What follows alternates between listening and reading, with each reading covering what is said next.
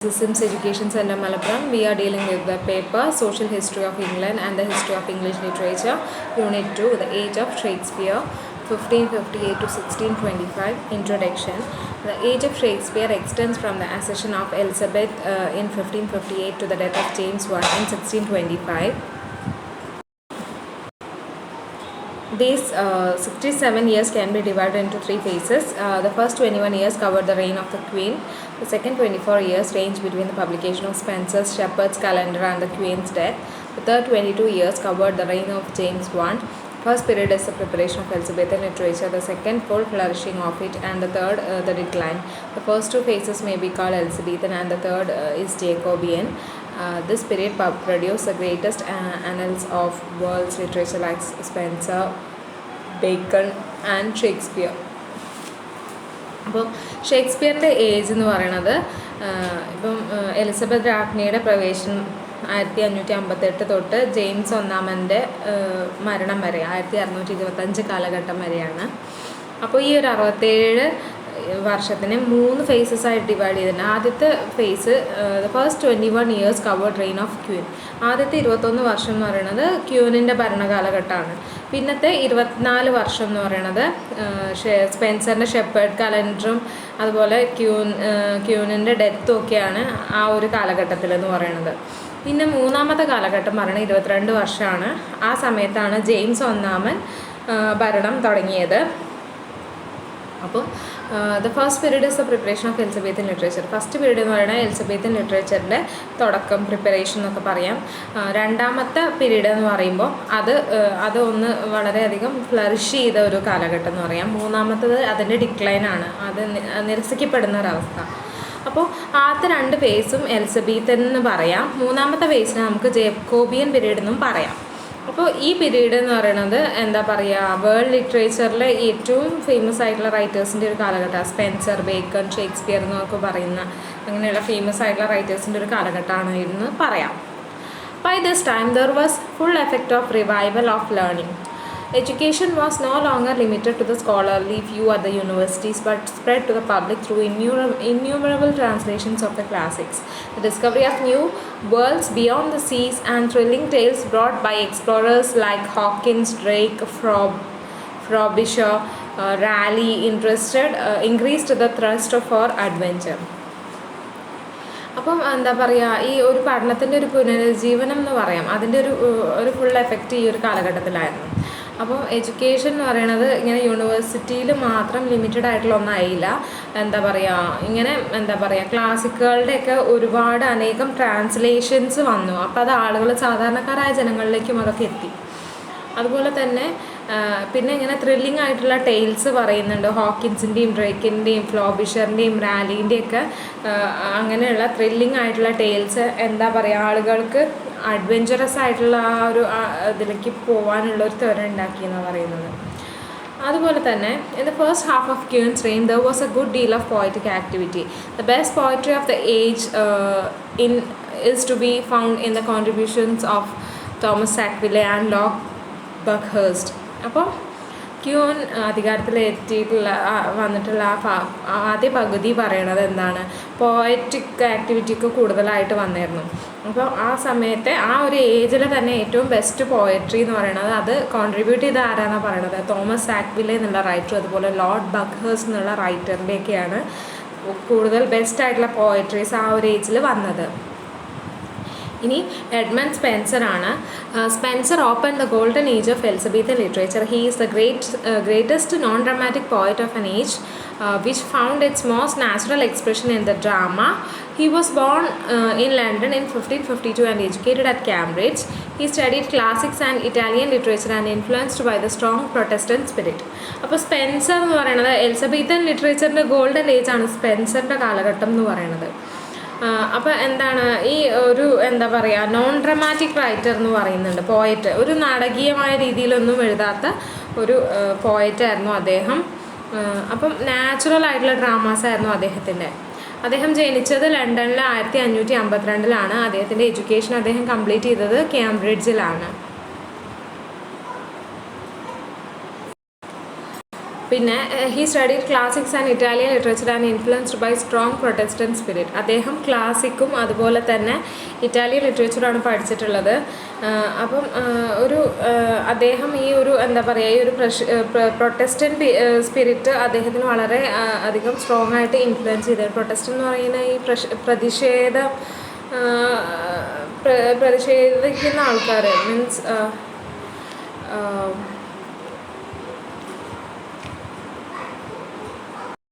പിന്നെ while Spencer's fame rests on the Fairy Queen, his minor poems gave him a strong place among his contemporary poets. His Shepherd's Calendar is pastoral, following the Greek model. The four hymns describes the love there. A series of 88 sonnets called Anoreti is a progress of love for Elizabeth Boyle, whom he married. This inspired him to write epithalamion and prothalamion. It is not epithalamium, epithalamion, MION. അതേപോലെ തന്നെ പ്രൊത്തലാമിയൻ IUM അല്ല, ION ആണ്. അപ്പോൾ ഈ സ്പെൻസറിൻ്റെ എന്താ പറയുക, Spencer famous ആയത് അദ്ദേഹത്തിൻ്റെ ഫേമസ് ആയിട്ടുള്ള വർക്കായിട്ടുള്ള ഫെയറി ക്യൂൻ മൂലമാണ്. അതുപോലെ തന്നെ അദ്ദേഹത്തിൻ്റെ മൈനർ പോയിംസിനും ഒരു സ്ട്രോങ് പ്ലേസ് ഉണ്ടായിരുന്നു അന്നത്തെ കാലഘട്ടത്തിലുള്ള പോയിറ്റ്സിൻ്റെ ഇടയിൽ. അതുപോലെ തന്നെ അദ്ദേഹത്തിൻ്റെ ഷെപ്പേർഡ് കലണ്ടർ എന്ന് പറയുന്നത് അങ്ങനെ ഒരു ഇടയലേഖനം പോലെ ഗ്രീക്ക് മോഡലായിട്ടുള്ള ഒരു എഴുത്തായിരുന്നു ഷെപ്പേർഡ്സ് കലണ്ടർ പറയുന്ന work.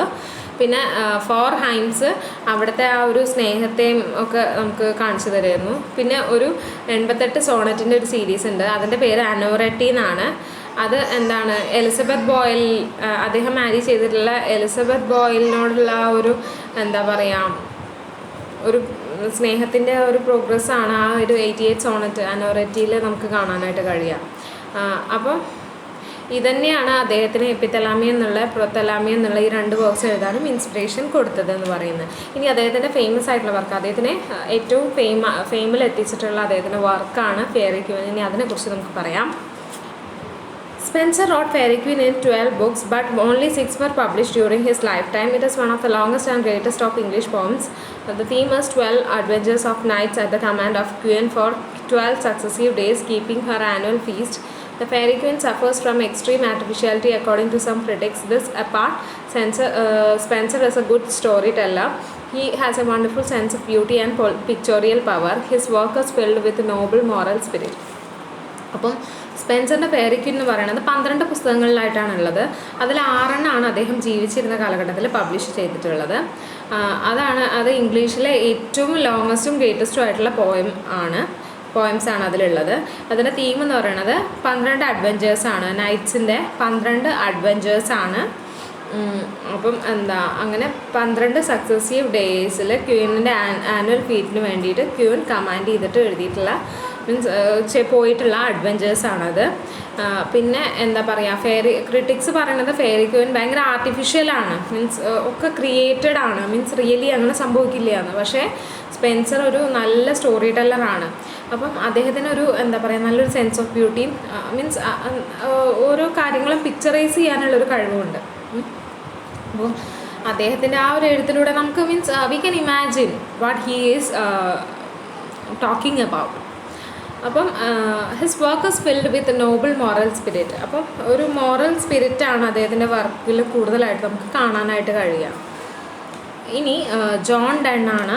John Donne, an independent poet of the period, revolted against the easy and fluent style, imagery and pastoral convention of the followers of Spencer. His poetry is forceful, vigorous and harmonious.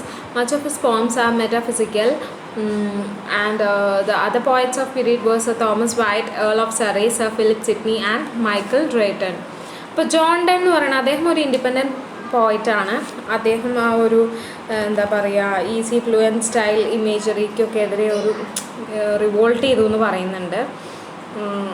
Means ഒരു പരമ്പരാഗതമായിട്ടുള്ള ഒരു സ്പെൻസറിൻ്റെയൊക്കെ ആ ഒരു രീതിയിൽ അങ്ങനത്തെ ഒരു എഴുത്തായിരുന്നില്ല അദ്ദേഹത്തിൻ്റെ എന്ന് പറയുന്നത് വളരെ ശക്തമായ ഒരു രീതിയിലുള്ള ഒരു സംഭവമായിരുന്നു. അദ്ദേഹത്തിൻ്റെ പോയിംസ് മെറ്റാഫിസിക്കലാണെന്ന് പറയുന്നത്. മെറ്റാഫിസിക്കൽ എന്ന് പറഞ്ഞാൽ ഒട്ടും ചേർച്ചയില്ലാത്ത സാധനങ്ങൾ ചേർത്ത് വെച്ചിട്ട് മീൻസ് അദ്ദേഹത്തിൻ്റെ പോയംസിൽ. അപ്പം ഒരു കനണൈസേഷൻ, അതുപോലെ തന്നെ വാലഡിക്ഷൻ, ഫോർബിഡിങ് മോർണിംഗ്, ഇതൊക്കെ അദ്ദേഹത്തിൻ്റെ മെറ്റാഫിസിക്കൽ പോയംസാണ്. You can refer it, means extra റെഫറൻസൊക്കെ ആയിട്ട് നോക്കാം. മീൻസ് അത് അത്രയും ബ്യൂട്ടിഫുൾ ആയിട്ടുള്ള പോയിംസാണ്. പിന്നീട് പറയണത് മറ്റുള്ള പോയറ്റ്സ്, ആ കാലഘട്ടത്തിലെ മറ്റുള്ള പോയറ്റ്സിനെ കുറിച്ച് പറയുകയാണെങ്കിൽ sir Thomas Wyatt, earl of Surrey, sir Philip Sidney, Michael Drayton, ഇതൊക്കെ അന്നത്തെ കാലഘട്ടത്തിലുള്ള മറ്റു പോയറ്റ്സാണ്. ഇനി ഷേക്സ്പിയറിൻ്റെ ഏജിനെ കുറിച്ച് പറയുന്നുണ്ട്. The age of Shakespeare. The age of Shakespeare was the rise and climax of reign of Elizabeth. അപ്പം എന്താ പറയുക, ഏജ് ഓഫ് ഷേക്സ്പിയർ എന്ന് പറയുന്നത് എലിസബത്ത് രാജ്ഞി ഭരണത്തിലേറിയതിൻ്റെ തുടക്കവും അവസാനമൊക്കെ ആ ഒരു കാലഘട്ടത്തിൻ്റെ ഉള്ളിൽ തന്നെയാണ് നടന്നിട്ടുള്ളത്. The English nation was attaining a state of stability. അപ്പോൾ ഇംഗ്ലീഷ് നേഷൻ ഒരു സ്റ്റെബിലിറ്റി, ഒരു സ്റ്റേബിളായിട്ടുള്ള ഒരു സിറ്റുവേഷനിലേക്ക് എത്തിയത് ആ ഒരു കാലഘട്ടത്തിലാണ്. Ancient quarrel between Scotland and England was set at rest. അപ്പോൾ എന്താണ്, ഈ സ്കോട്ട്ലാൻഡും ഇംഗ്ലണ്ടും തമ്മിലുള്ള ക്വാറലൊക്കെ അവസാനിച്ചത് ആ ഒരു കാലഘട്ടത്തിലാണ്. This settlement was all for the good of literature. അപ്പോൾ ഇങ്ങനെയുള്ള ഒരു സെറ്റിൽമെൻറ്റ് എന്താണ്, ലിറ്ററേച്ചറിൻ്റെ നന്മയ്ക്കായിട്ടുള്ള ഒരു പടിയാണെന്ന്, മീൻസ് ഒരു ചുവടാണെന്ന് നമുക്ക് പറയാം. There was a remarkable expansion of mental and geographical horizons. The East started pouring its knowledge to the West. അപ്പോൾ എന്താണ്, മെൻ്റലി ജോഗ്രഫിക്കലി ഒക്കെ ഒരു എക്സ്പാൻഷൻ വന്നു. അപ്പോൾ ഈസ്റ്റിലുള്ളവർ എന്താണ്, വെസ്റ്റിലുള്ളവർക്ക് നോളേജ് ഷെയർ ചെയ്യുന്ന ഒരു സിറ്റുവേഷനിലേക്കൊക്കെ വന്നു. The new classism. By the time of Elizabeth, the Renaissance had made itself strongly felt in England. There was the revival of study of Greek and Latin. The new passion for classical learning became common among the people. The new classical influences were a great benefit. They tempered and polished the earlier rudeness of English literature. അപ്പോൾ ഈ ഒരു എലിസബത്തിൻ്റെ കാലഘട്ടത്തിൽ ഉള്ള നവോത്ഥാനം എന്ന് പറയുന്നത് നമുക്ക് ഇംഗ്ലണ്ടിൽ നമുക്ക് സ്ട്രോങ് ആയിട്ട് കാണാൻ കഴിയും. അപ്പോൾ അത് എന്താണ്, ഈ ഗ്രീക്ക് ലാറ്റിൻ്റെ പഠനത്തിനൊക്കെ ഒരു പുനരുജ്ജീവനം നൽകി എന്നാണ് പറയണത്. അതുപോലെ തന്നെ പുതിയ രീതിയിലുള്ള ഒരു ക്ലാസിക്കൽ ലേണിങ് കോമൺ ആയിട്ടുള്ള ആളുകളുടെ ഇടയിൽ വന്നു. അതുപോലെ തന്നെ ഈ ഒരു ക്ലാസിക്കൽ ഇൻഫ്ലുവൻസ് ഒരുപാട് ബെനിഫിറ്റ് ഉണ്ടാക്കിയിട്ടുണ്ട് ആ ഒരു കാലഘട്ടത്തിൽ. അതുപോലെ തന്നെ ഇംഗ്ലീഷ് ലിറ്ററേച്ചറിൻ്റെ ആ ഒരു എന്താ പറയുക, റൂഡ്നെസ്സിനെയൊക്കെ പോളിഷ് ചെയ്യപ്പെട്ടു ഈ ഒരു ന്യൂ ക്ലാസിസം പീരീഡിൽ എന്ന് പറയുന്നുണ്ട്. During this time there was an abundant output of writing. Pamphlets and treatises were freely written. These writings were about the four controversies of the day. They indicated an interest in the literature of the period. ആ സമയത്തൊക്കെ എഴുത്തിലൊക്കെ ഒരുപാട് എഴുത്തുകൾ വന്നു. പിന്നെ ഇങ്ങനെ ലഘുലേഖകളൊക്കെ എഴുതുന്ന അതിനൊക്കെ ഒരു ഫ്രീ ആയിട്ടുള്ളൊരു ചാൻസ് ഉണ്ടായിരുന്നു. അതിൽ കൂടുതലായിട്ടും 4 കോൺട്രവേഴ്സീസിനെ കുറിച്ചാണ് പറഞ്ഞിരുന്നത്. ആ കാലഘട്ടത്തിൽ എന്താണ്, ലിറ്ററേച്ചറിൽ ആളുകൾക്കൊരു ഇൻട്രസ്റ്റ് ഉണ്ടായിരുന്നു. ഇനി ദ ന്യൂ റൊമാൻറ്റിസിസം ആണ്. There was A romantic quest for the wonderful and beautiful. On the one hand there was A revolt against the past, on the other and there was A spirit of adventure in the field of literature. അപ്പോൾ ഒരു romantic question എന്ന് പറയുന്നത് വളരെ wonderful and beautiful ആയിട്ടുള്ള ഒന്നാണ്. അതുപോലെ തന്നെ പാസ്റ്റിലുള്ള കാര്യങ്ങൾക്കെതിരെ ഒരു റിവോൾട്ട് നടന്നിരുന്നു. എന്താ പറയുക, ലിറ്ററേച്ചറിൻ്റെ മേഖലയിൽ എന്ന് പറഞ്ഞാൽ ഒരു അഡ്വഞ്ചർ തന്നെ നടന്നിട്ടുണ്ടെന്ന് പറയുന്നുണ്ട്. ഇനി ഡ്രാമയാണ്.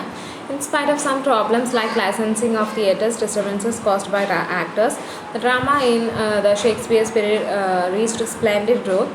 The Seneca influence brought many dramatists such as Christopher Marlowe, Thomas Kate, Peele and Greene before Shakespeare. അപ്പം ഈ തിയേറ്ററിൻ്റെ ലൈസൻസിനെ സംബന്ധിച്ചുള്ള ചില പ്രശ്നങ്ങളും ആക്ടേഴ്സുമായിട്ടുള്ള പ്രശ്നങ്ങളും ഒഴിവാക്കി കഴിഞ്ഞാൽ ഷേക്സ്പിയറിൻ്റെ പീരീഡ് എന്ന് പറഞ്ഞാൽ ഡ്രാമയ്ക്ക് നല്ല ഗ്രോത്ത് ഉണ്ടായിരുന്ന ഒരു പുരോഗമനം, വളർച്ച ഉണ്ടായിരുന്ന ഒരു കാലഘട്ടമാണ്. അപ്പോൾ ഒരു സെനേക്ക ഇൻഫ്ലുവൻസ് കൊണ്ടുവന്ന കുറച്ച് റൈറ്റേഴ്സാണ് Christopher Marlowe, Thomas Kyd, Peele, Greene. അതൊക്കെ ഷേക്സ്പിയറിന് മുന്നേ വന്നവരാണ് കേട്ടോ. പിന്നീട് പറയണതാണ് യൂണിവേഴ്സിറ്റി wits.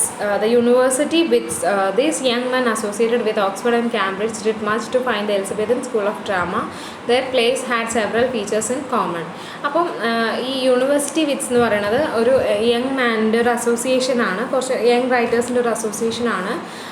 അവർ ഓക്സ്ഫോർഡും കാംബ്രിഡ്ജും ഒക്കെ ആയിട്ട് അസോസിയേറ്റ് ചെയ്തിട്ട് ഒരു Elizabethan school of drama start ചെയ്തു. അവരുടെ ഒക്കെ ഒരു എന്താ പറയുക ഡ്രാമാസിൻ്റെ പ്രത്യേകത പറഞ്ഞാൽ മീൻസ് ചില ഫീച്ചേഴ്സൊക്കെ കോമൺ ആയിട്ടുള്ള സംഭവങ്ങളാണ്. There was fondness for heroic themes, variety descriptions, long speeches and handling of violent incidents and emotions. അപ്പം ഒരു ഹീറോയിക് തീംസ് ഒക്കെ വന്നിരുന്നു. അതുപോലെ തന്നെ വെറൈറ്റി ആയിട്ടുള്ള descriptions, long speeches, violent incidents, emotions ഒക്കെ ഇങ്ങനെയുള്ള വർക്ക്സിൽ വരുമായിരുന്നു. സ്റ്റൈൽ എന്ന് പറയുന്നത് ഹീറോയിക് ആയിരുന്നു. Themes are usually tragic in nature. അതിലെ തീംസ് എന്ന് പറയുന്നത് അധികം ട്രാജിക് ആയിട്ടുള്ള നേച്ചറിലുള്ളതായിരുന്നു.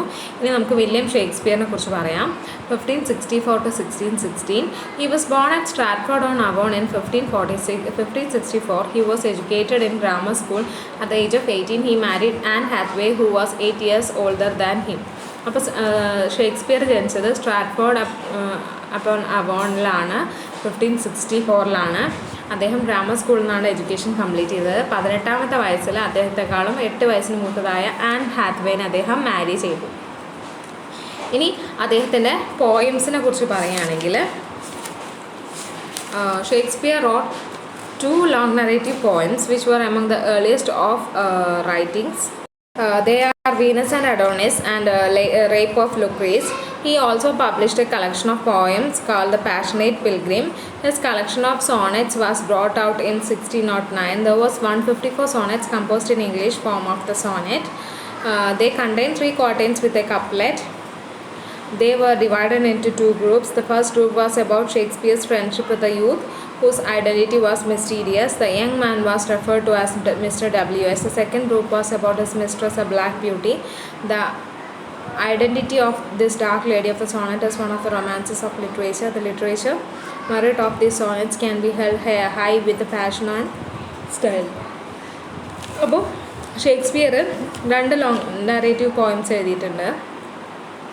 അത് ഒന്ന് വീനസ് ആൻഡ് അഡോണിസ്, മറ്റത് റേപ്പ് ഓഫ് ലൂക്രീസ് എന്ന് പറയുന്നു. അതുപോലെ തന്നെ അദ്ദേഹം ഒരു കളക്ഷൻ ഓഫ് പോയിംസ് പബ്ലിഷ് ചെയ്തിട്ടുണ്ട്. അതാണ് പാഷനേറ്റ് പിൽഗ്രിം എന്ന് പറയുന്നത്. പിന്നെ അദ്ദേഹത്തിൻ്റെ കളക്ഷൻ ഓഫ് സോണറ്റ്സ് വന്നത് 1609 അതിൽ 154 സോണറ്റ്സ് ഉണ്ട്. അപ്പം എന്താണെന്ന് വെച്ചാൽ 3 ക്വാർട്ടറൈനും ഒരു കപ്ലറ്റും. 3 ക്വാർട്ടറൈൻ എന്ന് പറഞ്ഞാൽ 4 വരിയുള്ള 3 സ്റ്റാൻസാസ് പോലെ, 4 വരികൾ വെച്ചിട്ട്, പിന്നെ 2 വരികളുള്ള ഒരു കപ്ലറ്റും. അപ്പം 14 വരികളാണ് മൊത്തം ഉണ്ടാവുക. പിന്നെ ഈ സോണറ്റ്സ് 154 2ആയിട്ട് ഡിവൈഡ് ചെയ്തിട്ടുണ്ട്. ഒന്ന് ഒരു ഫെയറി യൂത്തിനെ കുറിച്ച് പറയുന്നുണ്ട്. ഫെയറി യൂത്ത് എന്ന് പറയുമ്പോൾ ആരാണെന്നുള്ളത് ഐഡൻറ്റിറ്റി നമുക്കറിയില്ല. മിസ്റ്റർ WS എന്ന ഇതിലാണ് പറയണത്. പിന്നെ അടുത്ത ഗ്രൂപ്പ് ഒരു മിസ്ട്രസ്സാണ്, ഒരു ബ്ലാക്ക് ബ്യൂട്ടീനെ കുറിച്ച് പറയുന്നത്. അവരുടെ ഐഡൻറ്റിറ്റി, ആ ഡാർക്ക് ലേഡീൻ്റെ ഐഡൻറ്റിറ്റി നമുക്ക് റിവീൽ ചെയ്യപ്പെട്ടിട്ടില്ല. അപ്പോൾ ഇതാണ് അദ്ദേഹത്തിൻ്റെ സോണറ്റ്സിൻ്റെ ഒരു എന്താ പറയുക മെറിറ്റ് എന്ന് പറയണത്. പാഷനും സ്റ്റൈലും ഒക്കെ ഭയങ്കര ഹൈ ആയിട്ട് നിൽക്കുന്ന ആ ഒരു ഇതാണ് അദ്ദേഹത്തിൻ്റെ ഈ ഒരു 154 സോണറ്റ്സും നമുക്ക് പറയാം. പിന്നീട് അദ്ദേഹത്തിൻ്റെ പ്ലേസ്, ഡ്രാമകളെ കുറിച്ചാണ് പറയുന്നത്. All the manuscripts of his play have perished, and 7 years after Shakespeare's death, that was in 1623, the first folio edition was printed. It contained 36 dramas and they are now universally accepted as Shakespeare's. In the folio, the order of chronology was omitted. Shakespeare wrote his plays between 1591 and 1613. അപ്പോൾ അദ്ദേഹത്തിൻ്റെ ആ ഒരു എന്താ പറയുക നോവൽസിൻ്റെയൊക്കെ ഒരു കൈയെഴുത്ത് പ്രതിയുണ്ട്. അപ്പം അദ്ദേഹം മരിച്ച 7 വർഷങ്ങൾക്ക് ശേഷം 1623 first folio of edition publish ചെയ്തത്. പിന്നീട് അതിൽ എത്രയെന്ന് വെച്ചാൽ 36 ഡ്രാമാസ് അദ്ദേഹത്തിൻ്റേതായിട്ടുണ്ട് എന്നുള്ളതാണ്, യൂണിവേഴ്സലി ആക്സെപ്റ്റഡ് ആണ്. അപ്പോൾ ആ ഒരു ഫോളിയോയിൽ ഇങ്ങനെ ക്രോണോളജിക്കൽ ഓർഡറിൽ വരുന്നുണ്ട്. മീൻസ് അദ്ദേഹത്തിൻ്റെ പ്ലേസ് സ്റ്റാർട്ട് ചെയ്തത് അദ്ദേഹം എഴുതിയിട്ടുള്ളത് 1591 1613 ഇടയിലാണ്. Classification of the plays, the early comedies. In this immature plays, the plots are less original, no perfect characters, and the style lacks a touch of Shakespeare. They are full of wit and wordplay. On this type are the Comedy of Errors, Love's Labour's Lost, and the Two Gentlemen of Verona. അപ്പോൾ early comedies എന്ന് പറയുന്നത് അത് immature place എന്നാണ് പറയണത്. അത് കുറച്ച് ഭാഗം original ആയിട്ടുള്ളൂ. മീൻസ് ക്യാരക്ടേഴ്സൊന്നും അത്ര പെർഫെക്റ്റ് അല്ല. അതിൽ ഷേക്സ്പിയറിൻ്റെ ആ ഒരു ടച്ച് കുറവാണെന്ന് പറയാം. പിന്നെ അതിൽ കൂടുതലും വിറ്റായിരിക്കും. അപ്പം എന്താ പറയുക, ആ ഒരു കാറ്റഗറിയിൽ വരുന്നതാണ് അദ്ദേഹത്തിൻ്റെ കോമഡി ഓഫ് എറേഴ്സ്, അതുപോലെ love's labour's lost, two gentlemen of Verona എന്നുള്ള വർക്ക്സൊക്കെ അതിൽ വരുന്നതാണ്. പിന്നീട് the English histories. These plays show a rapid maturing of Shakespeare's talent. He shows his desire for stable government. Figures like Falstaff, Richard II illustrate depth of characterization. The plays in this group are Richard II, Henry IV Part 1, Henry IV Part 2 and Henry V. അപ്പം histories പറയുന്നത് അദ്ദേഹത്തിൻ്റെ ഒരു maturity ലെവലിൽ ഉണ്ടായിട്ടുള്ള പെട്ടെന്നുള്ളൊരു ഗ്രോത്തിന്, അദ്ദേഹത്തിൻ്റെ ഒരു ടാലൻറ്റിനെ കാണിക്കുന്നുണ്ട്. അപ്പം അദ്ദേഹത്തിൻ്റെ ഒരു സ്റ്റേബിൾ ഗവൺമെൻറ്റിനുള്ള അദ്ദേഹത്തിൻ്റെ ഒരു ഡിസയർ ഇതിൽ കാണാനായിട്ട് കഴിയും. അപ്പം അതിൽ അദ്ദേഹം ഇല്ലസ്ട്രേറ്റ് ചെയ്തിട്ടുള്ളത് ഫാൽസ്റ്റാഫ്, റിച്ചാർഡ് II എന്നുള്ള ക്യാരക്ടേഴ്സിനൊക്കെയാണ്. അപ്പോൾ ഈ പ്ലേസ് ഏതൊക്കെയാണെന്ന് വെച്ചാൽ Richard II, Henry IV Part 1, Henry IV Part 2, Henry V, ഇതൊക്കെയാണ് ഹിസ്റ്റോറിക്കൽ പ്ലേസ് എന്ന് പറയുന്നത്. പിന്നീട് മെച്യൂർ കോമഡീസ് ആണ്. Shakespeare shows his comic genius in this group. The comic spirit is manifested at many levels.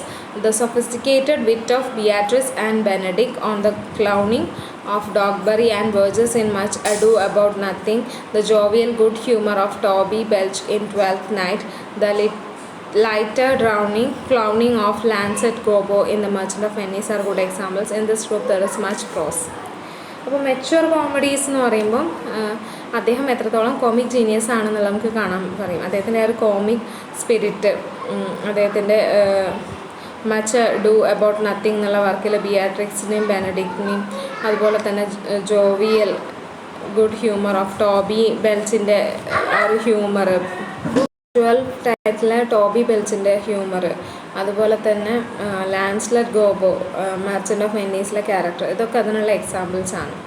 പിന്നെ sombre plays ആണ്. The plays in this group are all's well, that ends well, measure for measure, Troilus and Cressida. ഇതൊക്കെ അദ്ദേഹത്തിൻ്റെ sombre plays ആണ്. ഓൾസ് well, that ends well, അതുപോലെ measure for measure, Troilus and Cressida, ഇതൊക്കെ. The tone of the chief characters in this plays is sombre and dissatisfied with life. അപ്പോൾ ഇവരുടെ tone എന്ന് പറയുന്നത് sombre means എന്താ പറയുക, ഒരു സങ്കടം അല്ലെങ്കിൽ ഒരു ദുഃഖം, ഇരുണ്ട പോലത്തെ അങ്ങനത്തെ ഒക്കെ ഒരു ഇതെന്ന് പറയാം. മീൻസ് ജീവിതത്തിനോടൊക്കെയുള്ള അവരുടെ ഡിസാറ്റിസ്ഫാക്ഷൻ, അതൊക്കെ നമുക്ക് അറിയാം. അതുപോലെ തന്നെ Shakespeare through this plays expose the falsity of റൊമാൻസിൻ്റെ ആ ഒരു ഫാൾസിറ്റി അദ്ദേഹം എക്സ്പോസ് ചെയ്യുന്നുണ്ട്. ഫാൾസിറ്റി എന്ന് പറഞ്ഞാൽ അതിൻ്റെ ഒരു കള്ളത്തരം അല്ലെങ്കിൽ വ്യാജമായ ഒന്ന് എന്നൊക്കെ പറയാം. The great tragedies, Hamlet, Othello, Macbeth and King Lear are the climax of Shakespeare's art. In intensity of emotion, depth of psychological insight and power of style, they stand supreme. അപ്പോൾ അദ്ദേഹത്തിൻ്റെ ട്രാജഡീസ് ആണ് Hamlet, Othello, Macbeth, king Lear എന്ന് പറയുന്നത്. അപ്പോൾ അത് means ഷേക്സ്പിയറിൻ്റെ ആർട്ടിൻ്റെ ഒരു climax ആയിട്ട് അതിനെ പറയാം. അപ്പോൾ അതിൽ അത്രത്തോളം ഇമോഷണൽ സൈക്കോളജിക്കൽ ഇൻസൈറ്റും ഒരു സ്റ്റൈലും ഒക്കെ ഉണ്ട്. മീൻസ് അത് ഏറ്റവും മുൻപന്തിയിൽ നിൽക്കുന്ന ഒന്നാണ് അദ്ദേഹത്തിൻ്റെ ട്രാജഡീസ് എന്ന് പറയുന്നത്. The Roman plays, they are based on northern translation of Plutarch's lives, Julius Caesar, Antony and Cleopatra. Coriolanus belong to this group. അപ്പോൾ അദ്ദേഹത്തിൻ്റെ റോമൻ പ്ലേസ് എന്ന് പറയുന്നത് Julius Caesar, Antony and Cleopatra, Coriolanus, ഈ 3 works ആണ്. പിന്നെ last plays ആണ്. Maturity is a chief feature of this group. The creative touch of Shakespeare makes this characters memorable felt. These plays, the plays show reconciliation and forgiveness. The plays are Cymbeline, Winter's Tale and The Tempest. അപ്പോൾ ഈ ഒരു last place നമുക്ക് കാണാൻ കഴിയും. Last place എന്ന് പറയുമ്പോൾ അതിൻ്റെ ഒരു പ്രത്യേകത പറയുന്നത് മെച്യൂരിറ്റിയാണ് അതിൻ്റെ മെയിൻ ഫീച്ചർ എന്ന് പറയുന്നത്. അപ്പോൾ ഷേക്സ്പിയറിൻ്റെ ഒരു ക്രിയേറ്റീവ് ടച്ച് ഇതിലെ ക്യാരക്ടേഴ്സിനെ നമ്മൾ ഓർത്തിരിക്കാനായിട്ട് സഹായിക്കും. അപ്പം എന്താണ്, എല്ലാം മറക്കാനും പൊറുക്കാനുമുള്ള ഒരു ഇത്. അപ്പോൾ ആ പ്ലേസ് ഏതൊക്കെയാ വെച്ചാൽ സിംബർലൈന്, വിൻ്റേഴ്സ് ടെയിൽ, അതുപോലെ ടെമ്പസ്റ്റ്. ഹിസ് പ്രോസ്.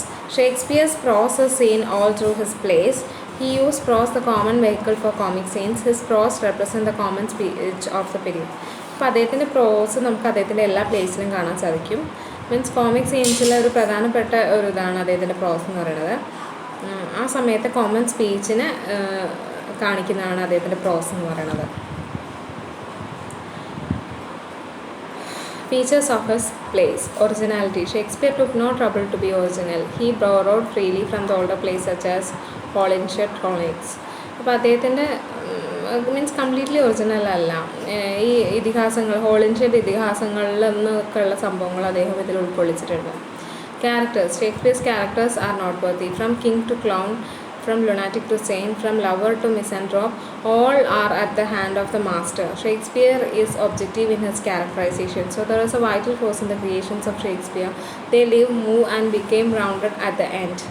അപ്പോൾ ഷേക്സ്പിയറിൻ്റെ ക്യാരക്ടേഴ്സ് എന്ന് പറയുന്നത് വളരെയധികം നമ്മൾ പ്രാധാന്യം അർഹിക്കുന്ന ഒന്നാണ്. അദ്ദേഹത്തിൻ്റെ കിങ് ആണെങ്കിലും ക്ലൗൺ ആണെങ്കിലും ഒരു ലുണാറ്റിക് ആണെങ്കിലും സെയിൻ്റ് ആണെങ്കിലും ലവർ ആണെങ്കിലും ഒക്കെ എന്താണ് അദ്ദേഹത്തിൻ്റെ ആ കൈയിൻ്റെ ആ ഒരു മീൻസ് അദ്ദേഹത്തിൻ്റെ എഴുത്തിൻ്റെ ആ ഒരു ഇത് നമുക്ക് ആ ക്യാരക്ടേഴ്സിൽ കാണാനായിട്ട് സാധിക്കും. അപ്പോൾ അദ്ദേഹം ക്യാരക്ടേഴ്സിന് തിരഞ്ഞെടുക്കുക മീൻസ് ക്യാരക്ടറൈസേഷനിൽ അദ്ദേഹത്തിന് നിശ്ചിതമായ ലക്ഷ്യങ്ങളും കാര്യങ്ങളൊക്കെ ഉണ്ട്. അതുപോലെ തന്നെ അത് ക്രിയേറ്റ് ചെയ്യുമ്പോൾ അദ്ദേഹത്തിന് അതിൻ്റെ ഒരു മീൻസ് അത്രത്തോളം ചിന്തിച്ചും ഇതാക്കിയിട്ടുമാണ് അദ്ദേഹം ആ ഒരു ഇതിനെ ചെയ്യുന്നത്. അവർ ജീവിക്കുന്നു, നമ്മളെ മുന്നിലൂടെ അവർ എന്താ ആ ഒരു ജീവിതം മുന്നോട്ട് കൊണ്ടുപോകുന്നത് നമുക്ക് imagine means we can imagine these all characters or we can picturise. Meter. Shakespeare shows abnormal range and power in meter. Blank verse and rhymed couplet are common in his writings. അപ്പോൾ അദ്ദേഹത്തിൻ്റെ ഒരു metre എന്ന് പറയുന്നത് abnormal റേഞ്ചിലാണ്. Blank വേഴ്സും അതുപോലെ റൈംഡ് കപ്ലെറ്റുമാണ് അദ്ദേഹത്തിൻ്റെ എഴുത്തിൻ്റെ പ്രത്യേകത എന്ന് പറയുന്നത്. ഇനി സ്റ്റൈലാണ്. For lack of a better name, Shakespeare's style may be called Shakespearean. His style is apt and quotable. His expressions have passed into common speech. His style possesses sweetness, strength and flexibility. In Shakespearean drama. അപ്പോൾ അദ്ദേഹത്തിൻ്റെ സ്റ്റൈലിന് എന്താ പറയുന്നത്, Shakespearean style എന്നാണ് പറയുന്നത്. അത് നമുക്ക് means കറക്റ്റാണ്, നമുക്ക് കോട്ട് ചെയ്യാൻ പറ്റുന്ന ഒന്നാണ്. ഒരു കോമൺ സ്പീച്ചിൻ്റെ എക്സ്പ്രഷൻസാണ് അദ്ദേഹം യൂസ് ചെയ്തിട്ടുള്ളത്. ഭയങ്കര സ്വീറ്റ്നെസ്സും സ്ട്രെങ്ത്തും ഫ്ലെക്സിബിലിറ്റിയും ഒക്കെ ഉണ്ട് അദ്ദേഹത്തിൻ്റെ ഡ്രാമയിലൊക്കെ. ഇനി ബെൻ ജോൺസൺ ആണ്. He was born at Westminster. He wrote numerous work including comedies, tragedies, mass and lyrics. His conscious in reforms. To him the chief function of literature is to instruct. Johnson is true to his classical models. വെസ്റ്റ്മിൻസ്റ്ററിലാണ് അദ്ദേഹം ജനിച്ചത്. ഒരുപാട് works, കോമഡീസും ട്രാജഡീസും മാസ്കും ലിറിക്സും ഒക്കെ include ചെയ്യുന്ന works അദ്ദേഹം എഴുതിയിട്ടുണ്ട്. ഇങ്ങനെ റീഫോമിലൊക്കെ അദ്ദേഹം ഒരുപാട് കോൺഷ്യസ് ആയിരുന്നു. അതുപോലെ തന്നെ മീൻസ് ഒരു ട്രൂ ക്ലാസിക്കൽ മോഡൽസ് അദ്ദേഹത്തിൻ്റെ വർക്ക്സിൽ നമുക്ക് കാണാനായിട്ട് സാധിക്കുമായിരുന്നു. ഫ്രാൻസിസ് ബിയോമോണ്ടും ജോൺ ഫ്ലെച്ചറും together wrote their great number of plays. അവർ ഒരുമിച്ചാണ് അവരുടെ ഗ്രേറ്റ് പ്ലേസ് ഒക്കെ എഴുതിയിട്ടുള്ളത്. They excelled in comedy. കൂടുതലായിട്ട് അവർ കോമഡി പ്ലേസ് ആയിരുന്നു എക്സൽ ചെയ്തിരുന്നത്. അതുപോലെ തന്നെ they fell the influence of both Shakespeare and Jonson. ഷേക്സ്പിയറിൻ്റെ ജോൺസൻ്റെ വർക്ക്സ് അദ്ദേഹത്തിന് ഈ രണ്ട് എഴുത്തുകാരെയും ഇൻഫ്ലുവൻസ് ചെയ്തിട്ടുണ്ട്. ഇനി ജോർജ് ചാപ്മാനാണ്. He was born in Hitchin. He took active part in literary life of his time. അദ്ദേഹം ജനിച്ചത് ഹിച്ചിനിലാണ്. അദ്ദേഹത്തിന് ഈ ഒരു ലിറ്റററി ലൈഫിൽ അദ്ദേഹത്തിന് ഒരു ആക്റ്റീവ് പാർട്ടിസിപ്പേഷൻ ഉണ്ടായിട്ടുണ്ട്. ഇനി ജോൺ മാർട്സൺ ആണ്. He was born at Coventry. He was a member of Senecan school. He specialised in melodramatic tragedies. അദ്ദേഹം ജനിച്ചത് കോൺവെൻട്രിയിലാണ്. ഒരു സെനക്കൻ സ്കൂളിലെ മെമ്പറാണ്. ഒരു മെലോ ഡ്രാമാറ്റിക് ട്രാജഡീസിലാണ് അദ്ദേഹം സ്പെഷ്യലൈസ് ചെയ്തിരുന്നത്. ഇനി തോമസ് ഡെക്കനാണ്. He was born in London. His plays chiefly comedies have an attraction quite unusual for this time. They had sweetness, intimate knowledge of common man and strong sentiments. Thomas Deccan ജനിച്ചത് ലണ്ടനിലാണ്. അദ്ദേഹത്തിൻ്റെ മെയിനായിട്ട് concentrate ചെയ്തത് കോമഡീസിലാണ്. അപ്പം means അന്നത്തെ ആ ഒരു സമയത്തിൽ unusual ആയിട്ടുള്ള പോലത്തെ ഒരു അട്രാക്ഷൻ അദ്ദേഹത്തിൻ്റെ വർക്ക്സിലൂടെ ഉണ്ടായിരുന്നു. അതിന് വളരെ സ്വീറ്റ് ആയിരുന്നു. ഒരു ഇൻറ്റിമേറ്റ് നോളേജ് മീൻസ് കോമൺ മാനിനെ കുറിച്ചിട്ടുള്ള ഒരു നല്ലൊരു അറിവ് അതിൽ കാണാം. അതുപോലെ സ്ട്രോങ് സെൻറ്റിമെൻറ്റ്സും ആയിരുന്നു അദ്ദേഹത്തിൻ്റെ വർക്ക്സിൻ്റെ പ്രത്യേകത. ഇനി തോമസ് മിഡിൽട്ടൺ ആണ്. He was born in London. He wrote much for stage and was made by city chronologer. അപ്പം ലണ്ടനിലാണ് അദ്ദേഹം ജനിച്ചത്. ഒരുപാട് സ്റ്റേജ് ചെയ്യാനുള്ള ഒരുപാട് വർക്ക്സ് അദ്ദേഹം എഴുതിയിട്ടുണ്ട്. Thomas Heywood. He was born in Lincolnshire. He wrote 220 plays, of which 23 survive. He excelled in his pictures of London life and manners. അപ്പം ജനിച്ചത് തോമസ് ഹേവോർഡ് ജനിച്ചത് ലിങ്കൺഷൈറിലാണ്. അദ്ദേഹം 220 പ്ലേസ് എഴുതിയിട്ടുണ്ട്, പക്ഷേ 23 സർവൈവ് ചെയ്യുന്നുള്ളൂ. അപ്പം അദ്ദേഹം എന്താ പറയുക, ലണ്ടൻ ലൈഫിനെയും മാനേഴ്സിനെയും പിക്ചറൈസ് ചെയ്തിട്ടുണ്ട്. ഇനി ജോൺ വെബ്സ്റ്റർ ആണ്. He is regarded as the greatest post-Shakespearean dramatist. He followed the Senecan revenge tradition. John Webster എന്ന് പറയുന്നത് പോസ്റ്റ് ഷേക്സ്പീരിയൻ ഗ്രേറ്റസ്റ്റ് ആയിട്ടുള്ള പോസ്റ്റ് ഷേക്സ്പീരിയൻ ഡ്രാമാറ്റിസ്റ്റ്, ഷേക്സ്പിയറിൻ്റെ കാലഘട്ടത്തിന് ശേഷം വന്നിട്ടുള്ള ഡ്രാമാറ്റിസ്റ്റാണ്. അദ്ദേഹം ഒരു സെനേക്കൻ റിവെഞ്ച് ട്രഡീഷനാണ് ഫോളോ ചെയ്തിട്ടുള്ളത്. Prose of the Shakespearean age. The task of translation was completed by issue of King James Bible or the authorized version in 1611. The English Bible has been a potent influence in our literature. അപ്പം ഈ ബൈബിളിൻ്റെ translation complete ചെയ്യപ്പെട്ടത് 1611 authorised version king ജെയിംസിൻ്റെ ആ ഒരു സമയത്ത്. അപ്പം ഈ ഒരു ഇംഗ്ലീഷ് ബൈബിളിൽ നമ്മുടെ ലിറ്ററേച്ചറിൽ ഒരുപാട് പൊട്ടൻ്റ് ആയിട്ടുള്ള ഇൻഫ്ലുവൻസ് ഉണ്ടായിട്ടുണ്ട്. ഇനി ഫ്രാൻസിസ് ബേക്കൺ ആണ്. He was born in London. Bacon wrote both in Latin and English.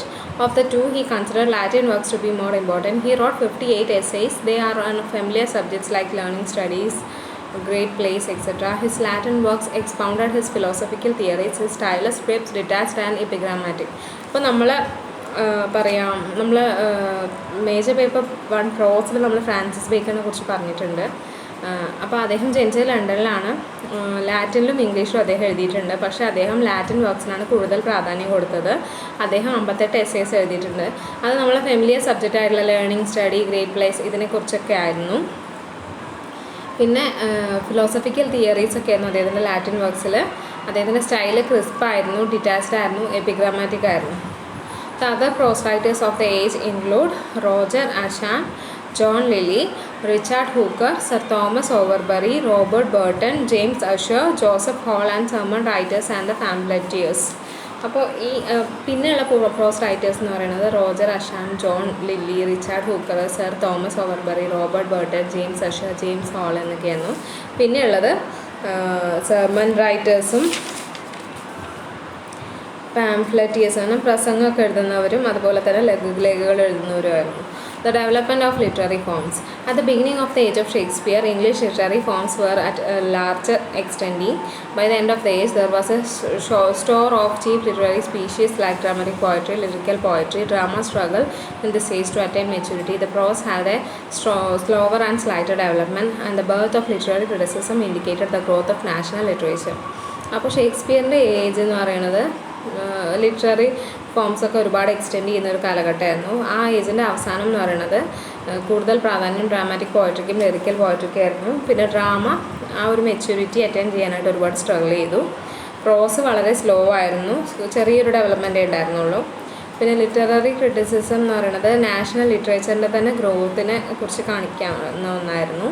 Development of literary style. The lyrical style of the period had the influence of classical models. There was inspired phraseology and wealth and flexibility of vocabulary, handling of black verse. Euphemism was adopted in prose.